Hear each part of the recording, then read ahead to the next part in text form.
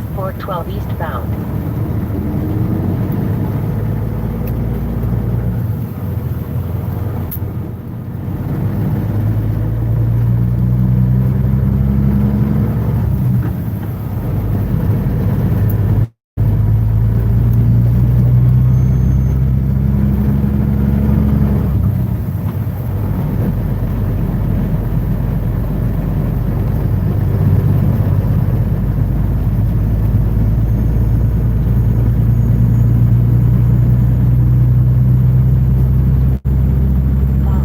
US 412 eastbound, towards Wagoner, for 10 miles.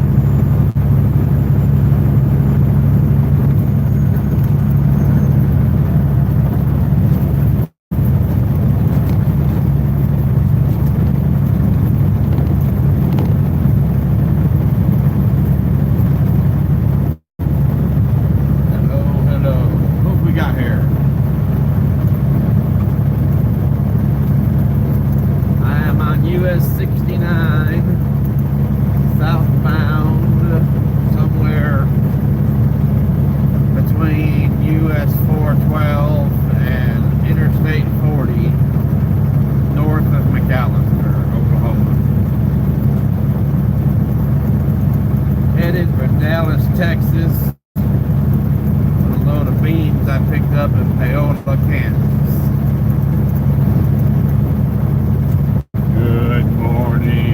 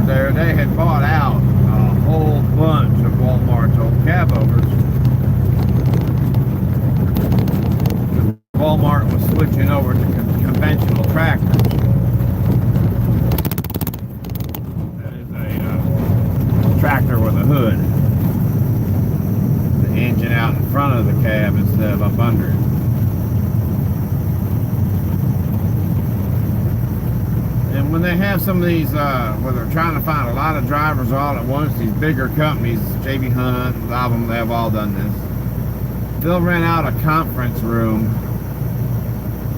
in a hotel somewhere and try to do it what they call a hiring event. They'll bring a whole bunch of people in there all at once, take applications, interview them right then and there.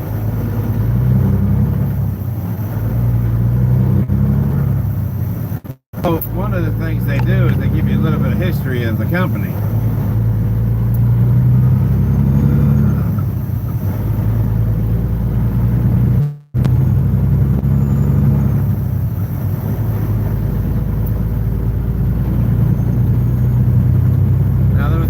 Now side note here. There was an SUV right behind me. I mean, right on my butt.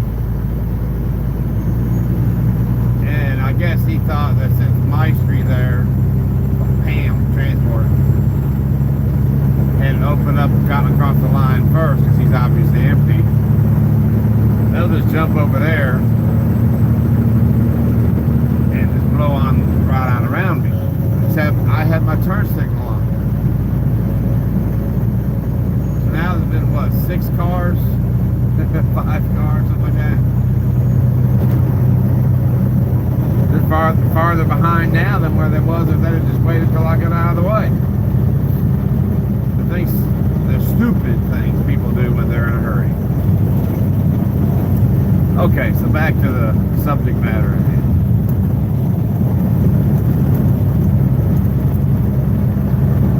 I went to that hiring event for Pam Transport, and it turns out that it's not named after some woman named Pam. In fact, it's named after the owner, who is a dude. His name is Paul. In fact, his name is Paul A. I forget what the A stands for. Paul A. Maestri. Okay, so now, I didn't get hired by them because I didn't have enough open road experience at the time. But like I said, I learned a few things about the company while I was there.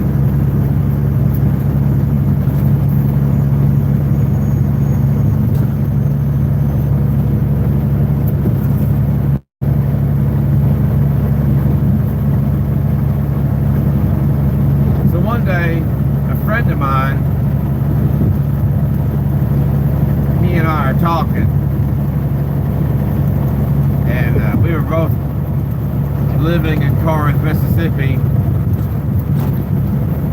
which is right there below the Tennessee state line, a little way south of Jackson, Tennessee.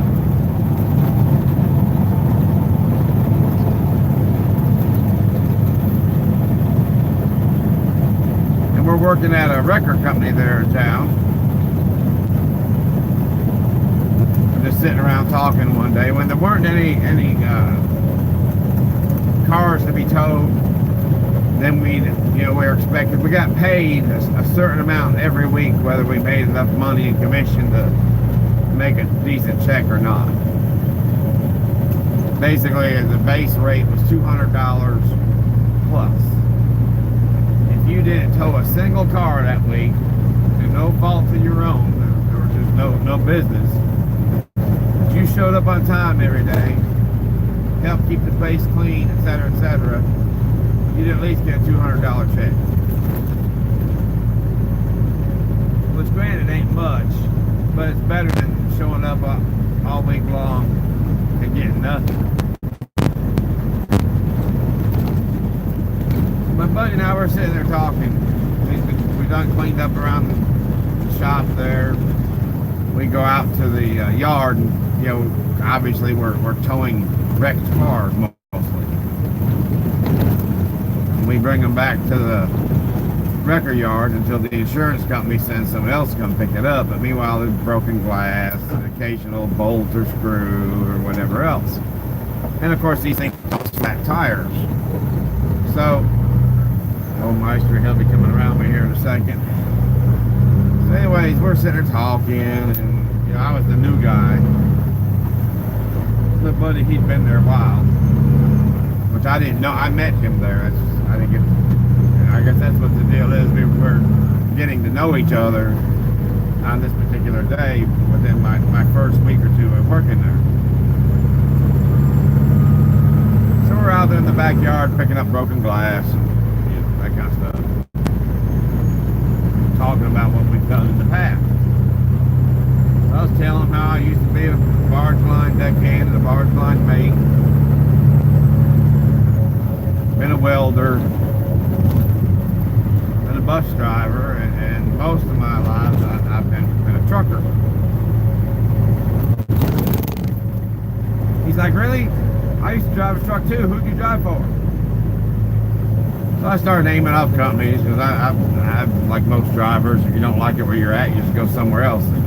Trucking jobs are a dime a dozen. If you got a good driving record, you can get hired just about anywhere. He's like, I used to drive a truck. He said, so I said, well, where'd you drive at? He said, well, I used to drive for Pam Transport, Tonti Town, Arkansas, which is up there near Bentonville, which is up there near the Walmart corporate headquarters. And I said, oh, I said, so how'd you like working over there at my street? Because if you got hired in there, then you should know the name of the owner too, right? I didn't get hired yet, I knew it. He said, oh, I didn't work at my street, I worked at Pam.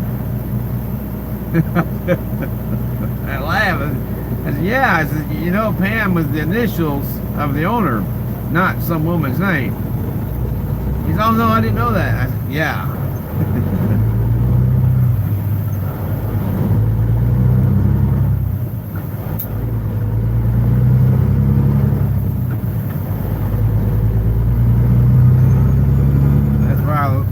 Realized right off, my new friend, he ain't the sharpest tool in the shed, you know what I'm saying?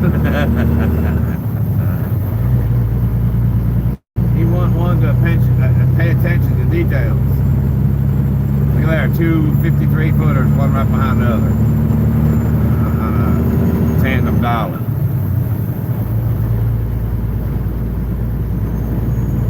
Actually, I hadn't looked. It's supposed to be a tandem dolly. If it was a single axle dolly, he's doing it wrong. Well, if they're empty, it won't matter.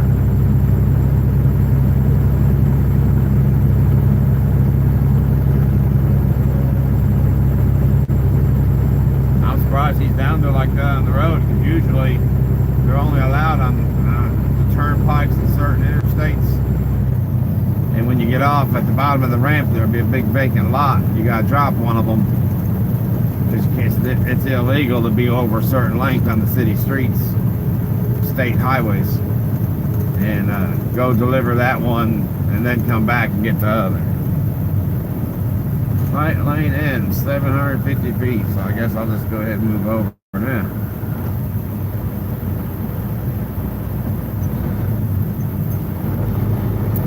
Yeah, I realized right off, my new friend, he ain't one to fine print.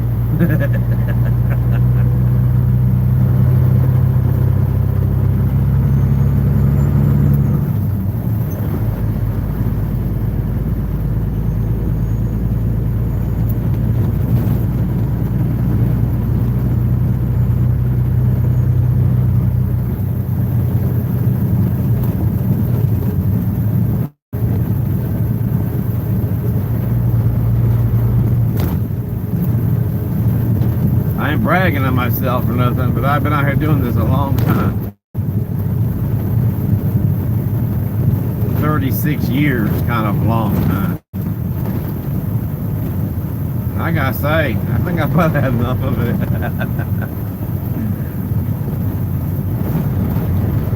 I tell other drivers you meet out here, a lot of times if you're waiting to get loaded, another guy, maybe he's there in front of you, or hi Nona, how are you? All right, well, I'll tell you what, grab a hold of the wheel, I'm going to slide over in the passenger seat, sit there at Miss Shelby, you drive for a while, okay? Grab a dinner plate, put it out in front of you, and that's the steering wheel now. You drive nice, okay?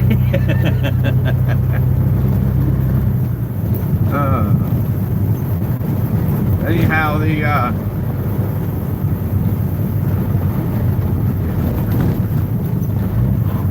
I tell this guy, which I tell a lot of drivers this, I'll meet them and say, hey man, you got kids, and not even just drivers, like the people who load you, the shippers, or unload you when you get to the other end to receive.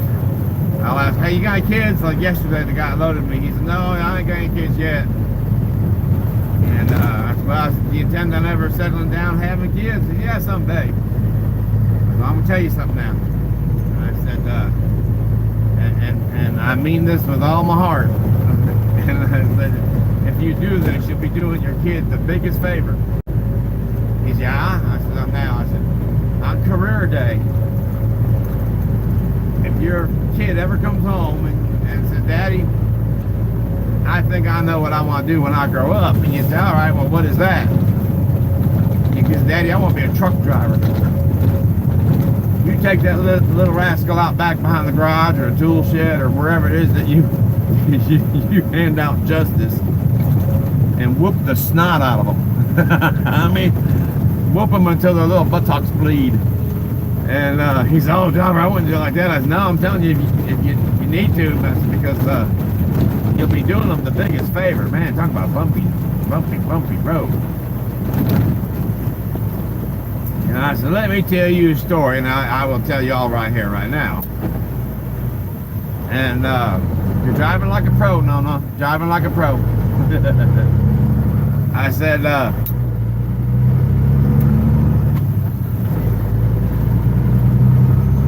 my father was an Irish immigrant. He moved to America from Ireland in 1943. 22 years old. And now people who come here from other countries, they look at our freedoms that we take for granted. They look at our freedoms in an entirely different way. As did my father. And so my dad, he worked second shift.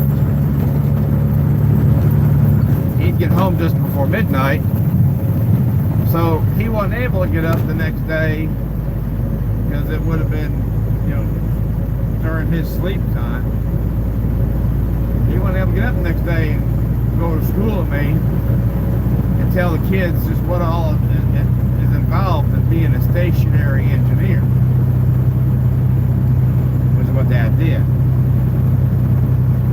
Which by no means implies he was stationary. It means that the engines and boilers and all the things that kept the Loyola University downtown campus running with heat, air conditioning, hot water, and electricity. And down in the basement, there's 3 levels in the basement, by the way, that big building, 18-story building. They had their own power, the ability to generate their own power. They were hooked up to the grid just like everybody else is, but if for whatever the reason the power went out, they had the ability to generate their own power. You don't let just any old buddy go down there and mess with that stuff. So it was Dad's job to maintain all that equipment to keep it going. So, like I said, he worked second shift, so he wasn't going to be able to go to school with me that day and tell everybody that morning what it's all about doing his job. But a lot of the other fathers that were there were some of them that were equipment operators, one that was a fireman, all kinds of impressive jobs. And most kids when they grow up, they want to be like their fathers. And the same is true with yours truly here. I want to grow up and be like my dad.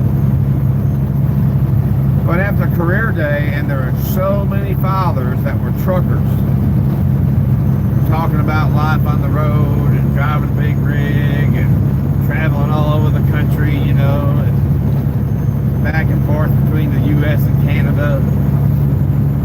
I had decided that's what I want to be.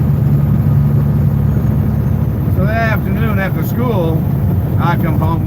Dad would have by then already been up for a few hours. So he said, so today was career day, wasn't it? I said, yeah, Daddy. He said, so now mind you, I'm probably, I don't know, 8, 10 years old. And he said, so what do you think? What did you decide you want to be? You want to be a stationary engineer like your old man? I said, no, Daddy. I said, when I grow up, I want to be a truck driver. And my father, being the Irish immigrant that he was, said, son, this is the United States of America, you can be whatever you want to be. Now, see, if my daddy loved me, he'd have took me out back behind the garage and whooped the tar out of me too. He loved me. But yeah, I told my son Russell one day. I said, if you ever decide to follow your daddy's footsteps, I hope your mama whoops you. You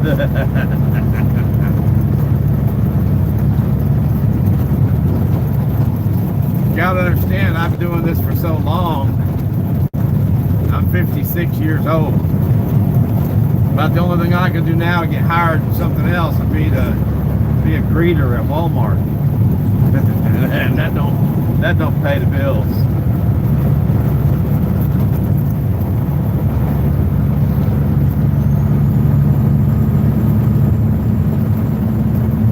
It's not that it's a bad job, but the money's not there like it used to be. I struggle. Oh, y'all got no idea how hard I struggle just to get by.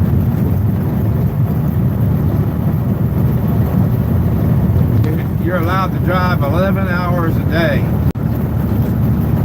That translates to between 500 and 700 miles, depending on where you're at. You're in the States where the speed limit is 75 or 80. Some of the northern states is 80. Texas, 8 parts of Texas is 80 out east. You can actually do 700, 750 miles a day. But yet, these folks I'm working for here, and it's not just this one company, it's lots of companies like this. The loads they give me go 250 to 400 miles. So they're not even using me to my full potential. But that's not what the problem is. Though yes, I would like to be used to my full potential. It's about money. And I'm not greedy by no means, but some weeks I spend just as much out here on the road for food, and occasionally you need gloves and supplies and whatever else. Some weeks I spend just as much out here on the road as what my paycheck was. That's how little. A couple of weeks, you try to get anywhere from 3,000 to 3,500 miles. Back in the days of paper logs, when you could kind of control things a little bit, you weren't supposed to, but you could.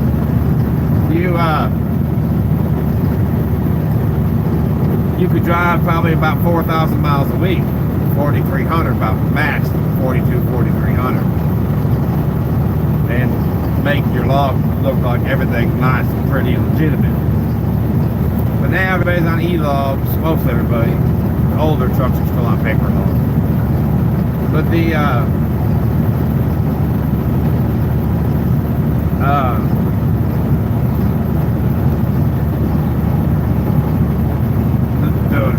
average now is 3,000, 3,200, 3,400, 3,500. Maybe if you're shuttling trailers or something where you're always dropping a hook in and moving, you're not waiting to load or unload, maybe you might actually do 3,700 miles a week. I get usually half of that. I'm turning in 1,500, 1,200, on a rare occasion 2,000, 22, 2,300 on a very rare occasion. A couple weeks ago I turned in 9. Now mind you, these aren't the miles I'm getting paid. I don't get paid hub miles. Hub miles is your hubometer. It's just like the odometer on your dash, but it's down there on one of your steer wheels, usually the left front, and as opposed to the left rear steer wheel. Your left steer will usually have a little odometer kind of thing floating in the center of the wheel. That's a hubometer. If it's in the dash, it's an odometer. Anyway, they call it a hubometer because it's attached to the wheel hub. So the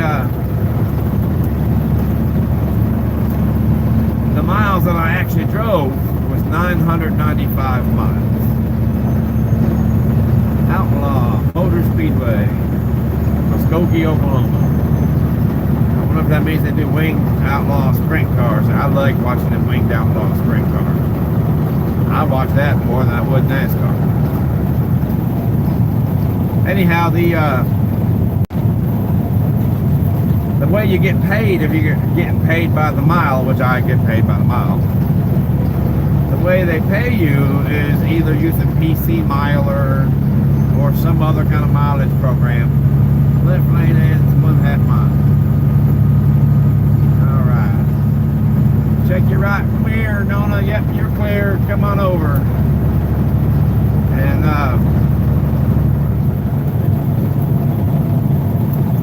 whatever the mileage program says that the mileage is between two cities, and the way it works is post office to post office.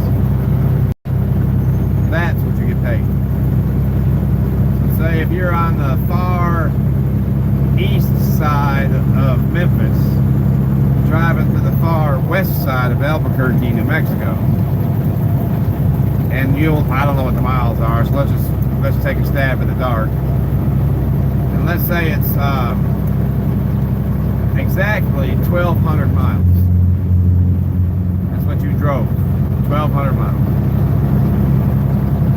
But according to the mileage program, because let's say the Memphis post office is off of Front Street, which is right down there by the Mississippi River, so it's all the way on the west side of town.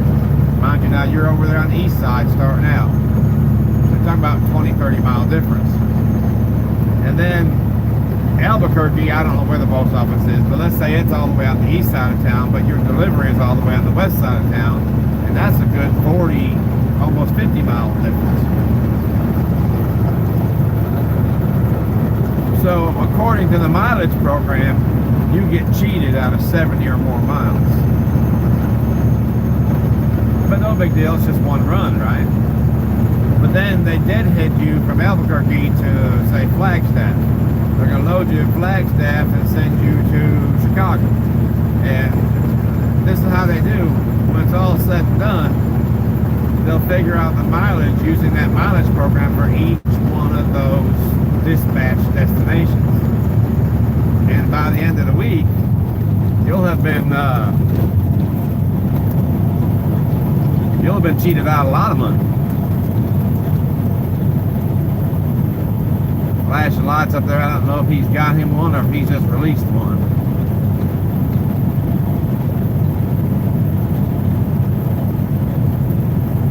And see, I don't much care for I don't mind it so much if you're going to be really busy working with a bigger company, because in the end you're still going to get so many miles, you're going to still have a real decent paycheck.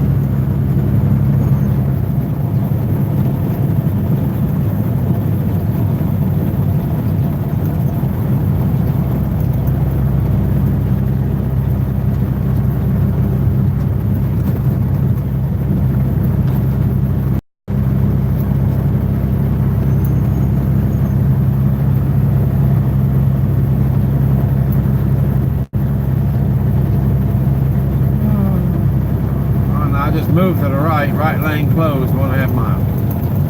Need to move back to the left. Oh, that's not even a police officer, that's a construction truck. I keep forgetting that in some states they're allowed to have red and blue flashing lights. That's like in Texas, even the tow trucks have a blue flashing light next to the amber light. But yeah, so if you're going to get enough miles that you're still going to bring home $1,000 or more after taxes, then I could care less that the actual miles and the computer miles are entirely different. It's not like there's any effort involved in driving. There's some stress involved in it, but there's no effort. The effort comes from chaining down and tarping the load on deck. Which if you're pulling a van, there's not even any effort in that. You got to open and close the doors. Ooh. Every now and then they make you stand there as the forklift drives by and count all the freight going into the trailer. No effort.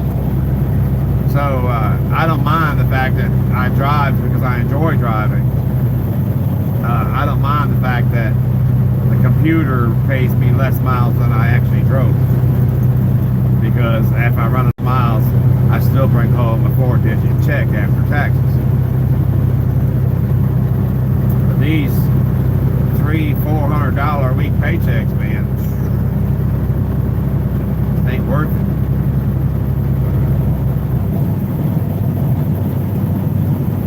Most jobs I've ever had, I got paid commission.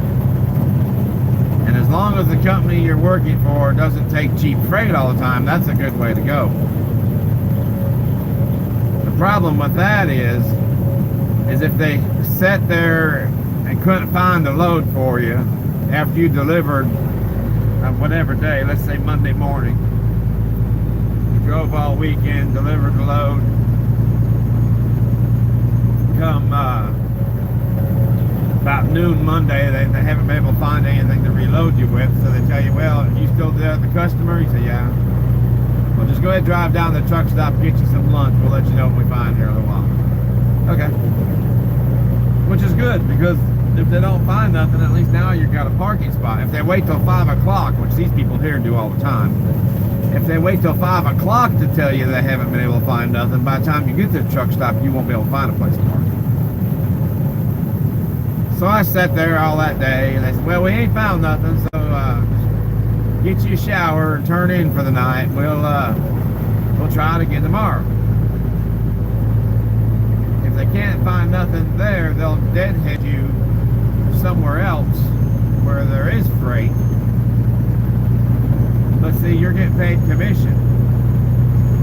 They're not getting paid to have you drive without a load, so therefore you're not getting paid to drive without a load. But if they got dispatchers who know how to find freight, that's what it comes down to.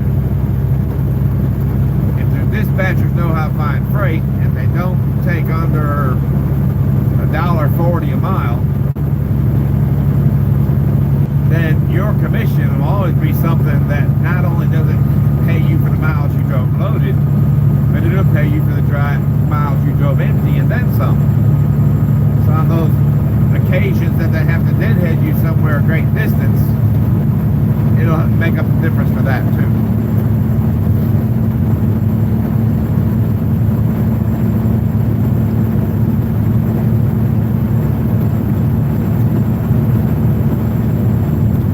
But some companies, they're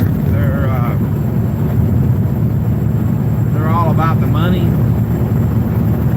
They don't care whether or not they help you make yours as long as they get theirs. So they'll pay you by the mile. That way, for example, the load I was on yesterday, the one I delivered in Kansas City,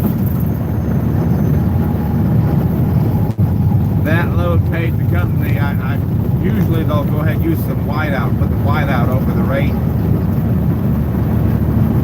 But why would you want to put whiteout over the rate unless you're going to lie to your driver about how much the load pays?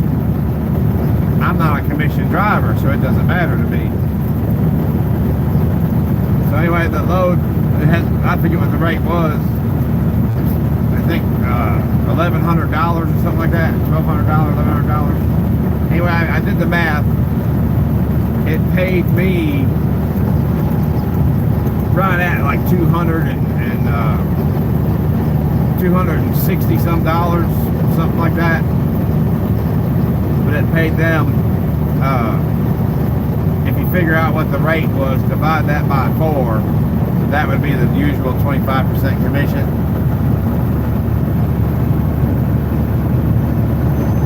Alright, well, we'll see you later, Nona. You're a good driver. You're doing fine. Keep it between the lines. I'll take over now so you take that phone call. We'll talk to you later.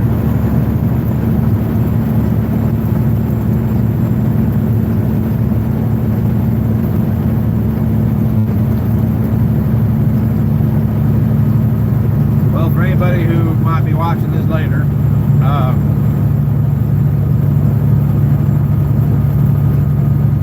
whatever the load pays, you get 25. If you're on commission, you get 25%. That's the nationwide average. 25% commission. So I figured out what this load would have paid had I gotten commission compared to what it pays by my mileage rate. And basically I'm getting hit for a $70 loss. If I was on commission, I'd get paid $70 more. And obviously, depending on what the rate they agreed to on the load, it varies.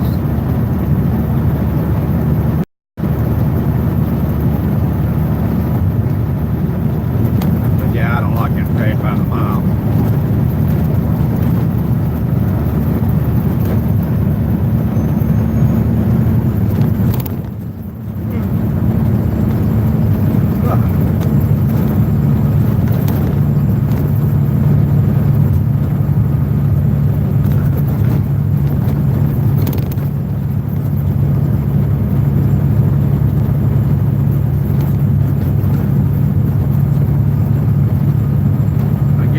I don't like getting paid by the mile at a small company where the dispatchers don't know how to find freight.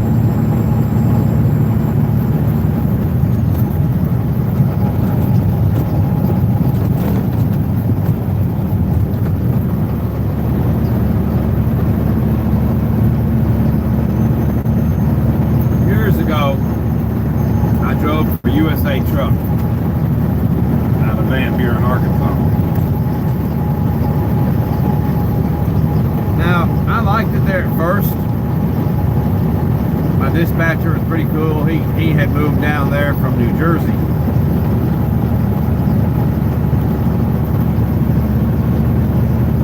But it went maybe 2 weeks into it, maybe a month, and he decided to quit working there. He had been taking night classes to become an EMT, and that's what he wanted to do. He wanted to work on an ambulance. Myself, I don't think I could stomach it, but hey, God bless those who can, right? So the new guy was basically a jerk. I'm not trying to be judgmental. That's just the way he was. Someone had told him, man, you gotta be firm or these drivers will walk all over you. Instead of being firm, he decided to be a big old butthead, you know.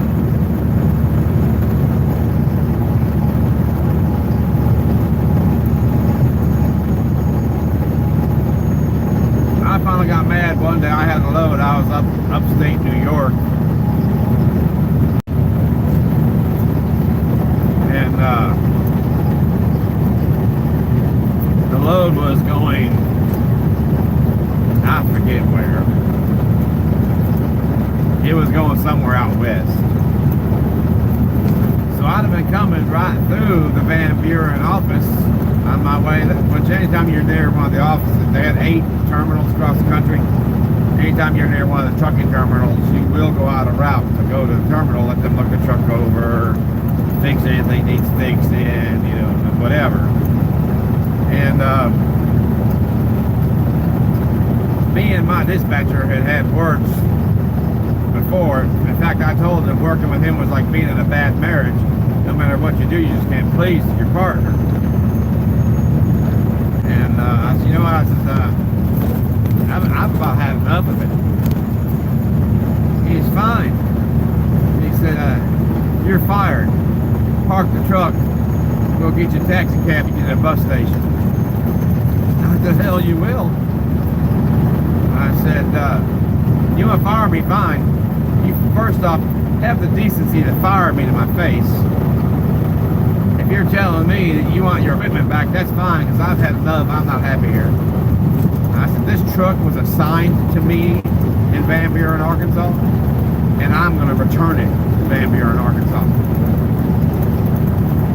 I said, if you have an issue with that, go ahead and shut my fuel card off, and then I'll take the truck and drive it until I run it out of diesel.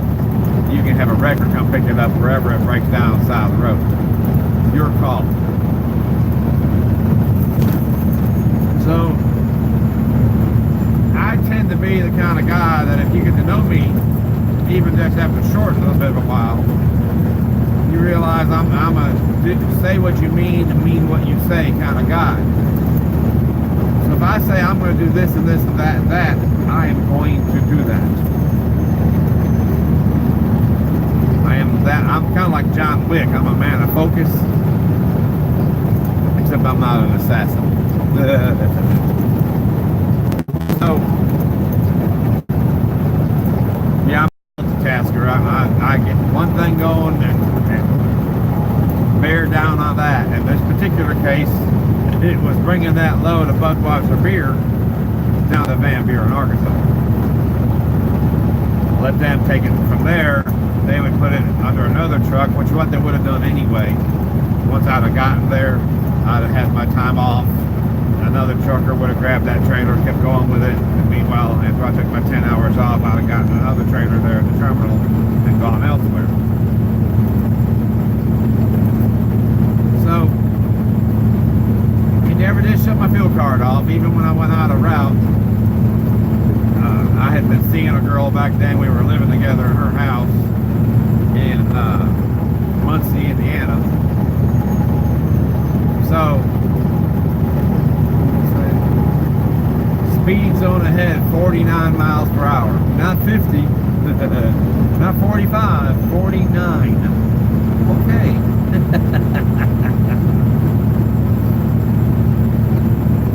That's a little different.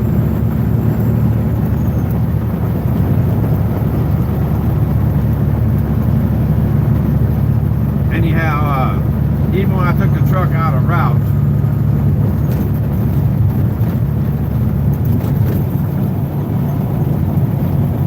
to go take some of my stuff out of the rig, so there'd be that much less to have to unload at the trucking terminal. And you know, you do your best, you try to anyway, because the majority of the time, even when you go home every 2 weeks, the majority of the time, this is your home. So you try to keep it clean as you can, but no matter what you do, you're constantly walking through gravel and mud and dirt and whatever else, water, and dragging crud into the truck. So it's hard to keep it clean. And I always figured whoever gets the truck next, because almost every time I've ever gotten into a truck, I had to clean it. It wasn't clean after the other person got out of it.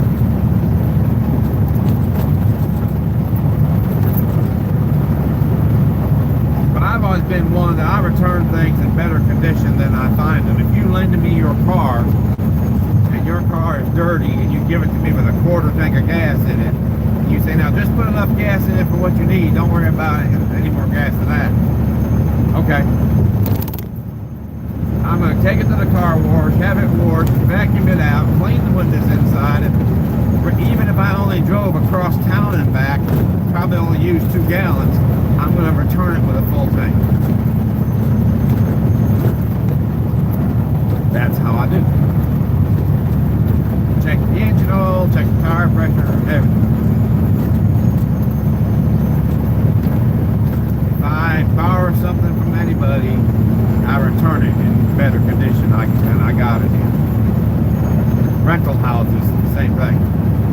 I actually pay out of my own money to fix things sometimes because it gets done quicker and it gets done right. A lot of landlords will try to find the cheapest way to do something, and a lot of times, in my opinion, it's not satisfactory.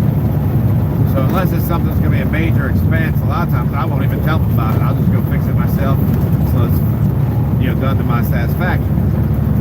My rent, I'm not one of these that every 6 months to a year moving somewhere new. I rent for 5, 6, 7, 8, 9 years at a time. Never stayed 10 years anywhere. But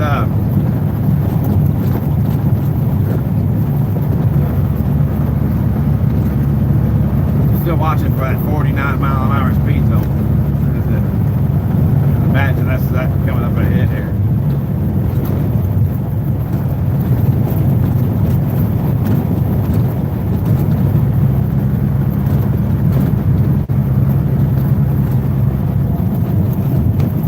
Speed zone 49 miles per hour.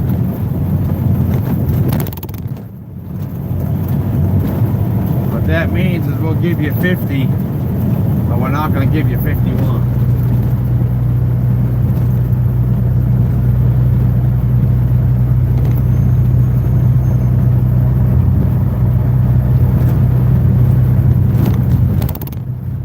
I got all the way down there, and they keep up with where the truck is, of course. It's got a satellite, small little satellite dish on it, which is provided by a Qualcomm company, because all those trucks have satellite communication.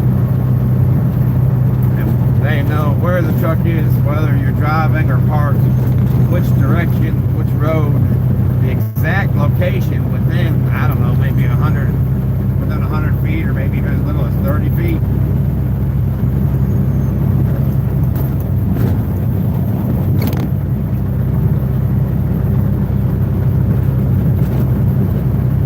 Big old sign there on the left, boss, that says merge now. That means you were supposed to duck in behind me.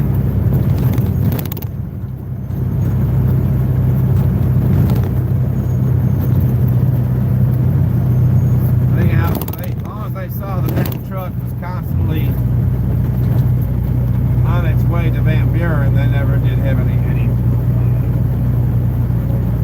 problem with on my own terms, quitting, because I was technically fired by my dispatcher.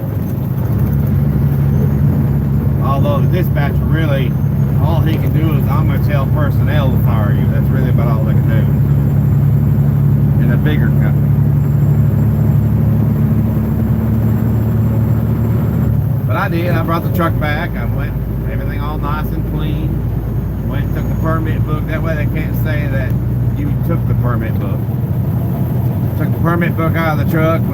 That's all your state permits and your international fuel tax agreement, and highway use tax, you know, proof of insurance, registration, and all that stuff. And I returned that because it's very valuable, and that way they can't say that I was being a jerk or whatever, hiding it or just keeping it to be an idiot. Some people do that.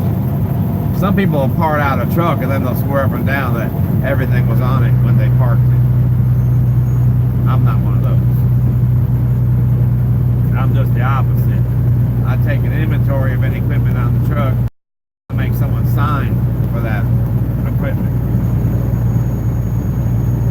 But so I turned all that in, and I told him, when I bring this truck back, I'm coming to see you in person, mister. I'm not going to tell you over the Qualcomm what I think about you. I'm coming to see you in person. So after I got done in the driver's area, I went across the dispatch office, which is usually wide open. But when there's an angry driver, they don't know what to expect, because people coming in. Of course, now what they did is you have this many on your list, on your board, and I have this many on my board. But every now and then, one of us will need the other to help. Hey man, I need you to find a load for so-and-so over here. I'm really busy and backed up today, you know. Then you just kind of try to help each other out the best you can, and hope that whenever one needs to have a little bit of help, that the other one doesn't at the same time, because then you're kind of screwed with it. So basically, most trucking companies have an average of 40 drivers to one dispatcher. Now, the last Shipper's Choice, the last company I was at before this one, they only had 87 drivers. So they're not a big company. They're a small company. That's where you know the owner by name, everyone knows you by name. All those big companies, your social security number, your driver ID number. So every time you check in on the phone, which really used to bother me back in the days when we were all on payphones, you stop at a truck stop somewhere and start rattling off your social security number, while other people are listening while they're on the phone with their dispatcher. I always wondered just what kind of mail subscriptions and stuff that I was somehow going to be liable for, and who knows whatever else. But I've been fortunate. I've never been frauded against so far. But shippers and like here, these small companies, they know you by your name. But here's the deal with this company. There's 3 dispatchers, so do the math. You're like, wow. So 3 dispatchers, that's an even bigger company than the one you came from. They're up to 120 drivers. Nope. 15. Now, if you're in a big old hurry to get around me, now you're just going to creep. I'll go to pass them and then it'll speed up. Yep.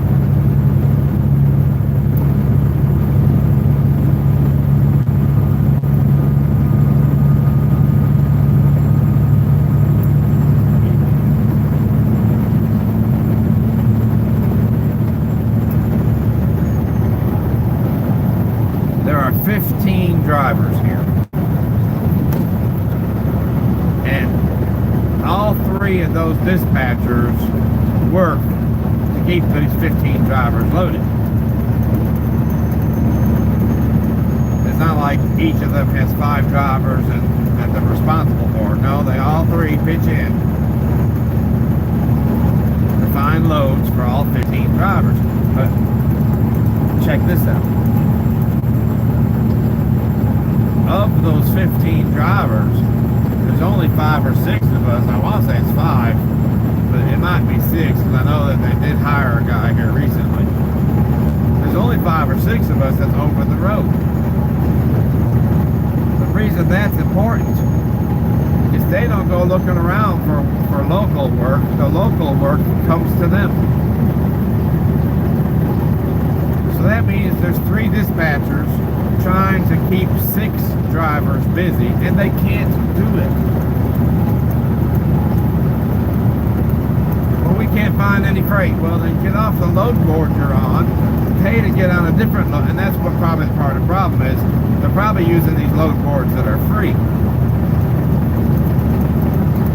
You get what you pay for in this business. Anything in life, you get what you pay for.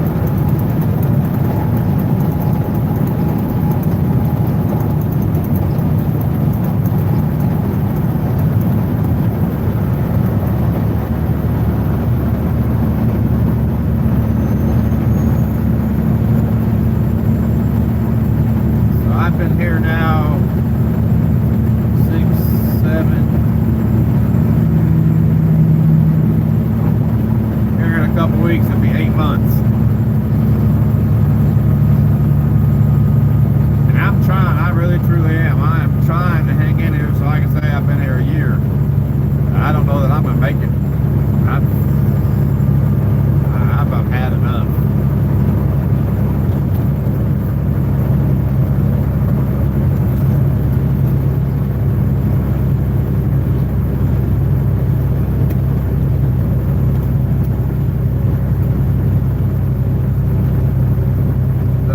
He drives one of his own trucks. You'll see him any given day. He's got a little black day cab, and he'll be out loading a bulldozer or a front end loader, you know, something. He hauls equipment locally. That's all he does. So he doesn't necessarily get in every night, but he gets in most nights. Me, some weeks I'll get in every weekend. Some weeks I might not get in for 2 weekends in a row. I'm stuck on the road 3 weeks.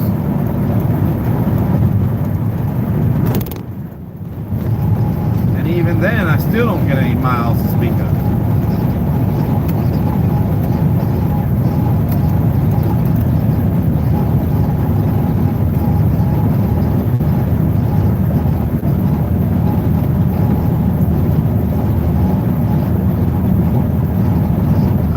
Said something to him one day about how my pay was, what kind of miles I've been getting, and I told him I was at the point of quitting over it. No, don't do that. Don't do that. I'll go talk to my wife. She's the lead dispatcher, and in the office, those 3 women are it. That's all there is in the office.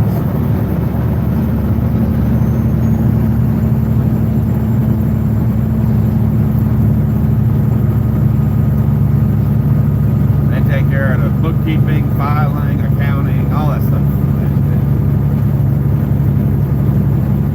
I guess filing and bookkeeping is the same thing, isn't it?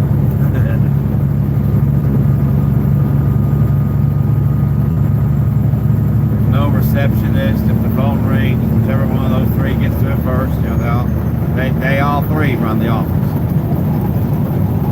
But if you want to say they're the office manager, that would be the boss's wife.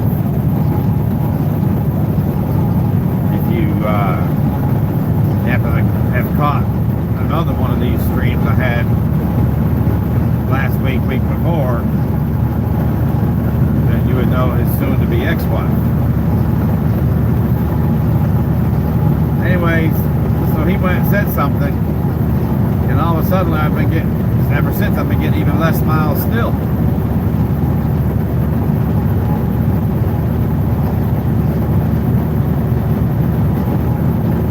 So I was talking to another driver about it, and he said, well, man, I'll go say something to Andy for you. I said, oh, no, don't go say nothing to Andy. I said, I tried that. And when he went and said something to Janice, my paycheck started getting smaller.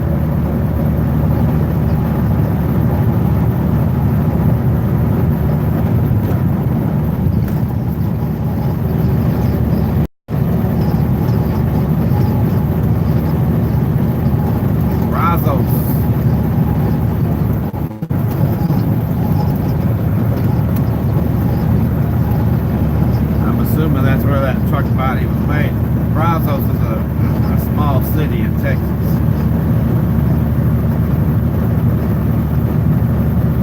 Anyway, on the mud flaps, that's what it says, Brazos.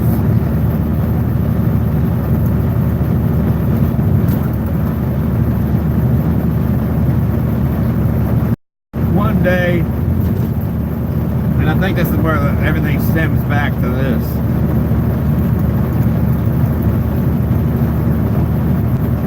One day my phone rang, and it was the boss's wife.